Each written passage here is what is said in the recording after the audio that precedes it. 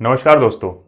आंदोलन के अधिकार के नाम पर जिस तरह किसानों के भेष में असामाजिक तत्वों ने राजधानी दिल्ली में किसान नेताओं द्वारा दिए गए भड़काऊ भाषण का भरपूर फायदा उठाया है, उग्र प्रदर्शन किए, व लाल किले पर नियम व कानूनों की धज्जियां उड़ाई, उसमें संविधान, लोकतंत्र व देश सभी बुरी तरीके से शर्मिंदा हुए हैं। सब एक हो गए, पर किसी ने यह नहीं देखा कि टूट कौन रहा है। टूट तो देश रहा था। लोकतंत्र में आखिर ऐसी एकता कि किस काम की।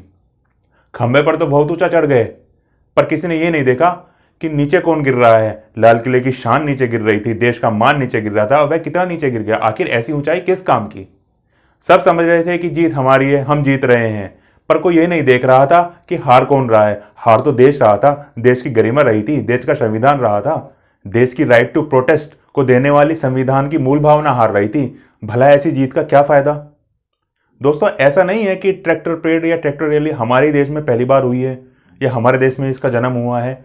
2015 में फ्रांस में भी किसानों ने ट्रैक्टर रैली की थी। 2019 में नीदरलैंड के किसानों ने भी अपनी मांगों के लिए राजधानी हैग में पहुंच गए थे। 2020 में भी आयरलैंड के किसानों ने भी ट्रैक्टर रैली की थी और डबलिन शहर का घेराव किया था। तीनों जगह हजारों से ज्यादा ट्रैक्टर मौजूद थे, लाखों से ज्यादा किसान थे। फर्क सिर्फ इतना था कि दूसरे देशों के में हुई ट्रैक्टर परेड में किसानों ने हिंसा का सहारा नहीं लिया था। अपने ही देश के जब लाखों किसान नासिक से मुंबई पैदल पदयात्रा करते हुए आते हैं, उसमें कोई हिंसा हुई थी क्या।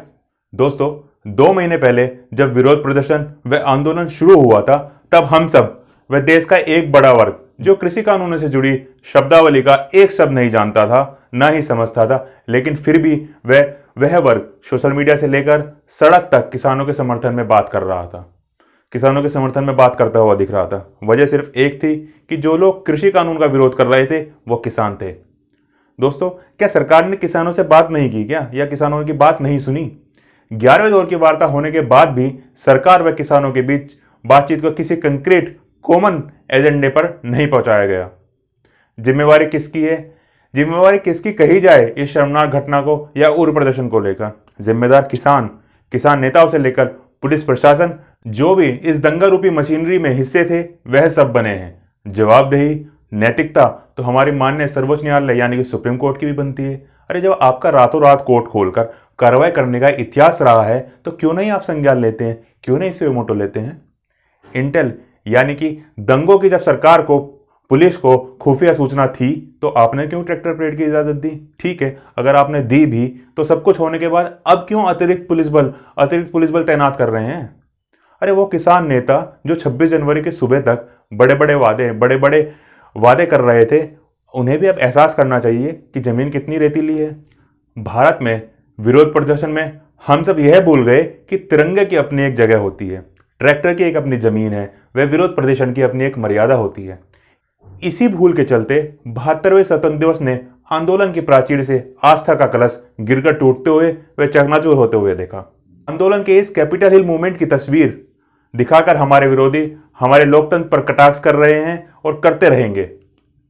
टुकड़ों की मोहताजगी में जीने वाला मुल्क पाकिस्तान दिल्ली में हुई हिंसा का जश्न मना रहा है। पाकिस्तान फर्स्ट नाम के ट्विटर हैंडल से लिखा गया है कि मोदी के हिंदुस्तान की पॉलिसी, मोदी के हिंदुज्म की पॉलिसी की वजह से भारत का, पंजाब का हर व्यक्ति अपना अधिकार मांग रहा है, जो एक आजादी है और सही दिशा में एक अच्छा कदम है। दोस्तों, हम और आप यह दोबारा ना देखना चाहते हैं, और जो हतोत्साहित युवा है वह समझे कि भीड़ का हिस्सा ना बने। हम हमेशा अपनी वीडियो में व लेख में अमेरिका का जिक्र करते हैं कि वहां की 2 मुख्य राजनीतिक पार्टियां हैं, और उनसे ऊपर जिसको वरीयता दी जाती है वो है सिर्फ एक देश। तो उसके जैसे उससे आगे बढ़ना है तो जात, पंथ, धर्म, संप्रदाय की बेड़ियों से निकलना होगा और अपनाना होगा, और मानना होगा कि हमारा एक ही नाम है राष्ट्र, एक ही धर्म है राष्ट्रीयता, और एक ही ग्रंथ है संविधान। चलकर तो देखिए, जो राजनीतिक दल आपको जाति, जनजाति, धर्म, अधर्म, गोदी व अनगोदी मीडिया में उलझाकर रखे हुए हैं, जोड़ रहे हैं, तो कैसे वो एक सीधी रेखा में, एक सीधी पंक्ति में आ जाते हैं। धन्यवाद दोस्तों, वीडियो अगर आपको अच्छी लगती है, इंफॉर्मेटिव लगती है, तो प्लीज चैनल को सब्सक्राइब कीजिएगा, शेयर कीजिएगा। धन्यवाद दोस्तों।